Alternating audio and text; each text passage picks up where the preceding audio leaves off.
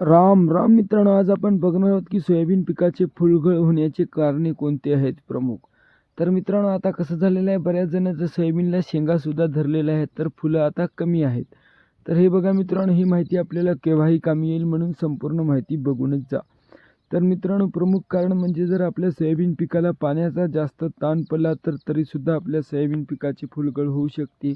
आणि सारखी अतिवृष्टी झाली, समजा जास्त जोराचा जरी पाऊस आला ते आणि सतत सारखा 3 ते 4 दिवस, तरीसुद्धा थोडीफार फुलाची गळ होऊ शकते. आणि आपण जर तणनाशकचा वापर केला तर तरीसुद्धा फुलगळ होऊ शकते. मित्रांनो, फुलोरा अवस्थेमध्ये सरासरी तणनाशक कोणीही वापरत नाही, मात्र अनावधानाने जर आपण तणनाशकचा वापर केला तर फुलगळ होऊ शकते.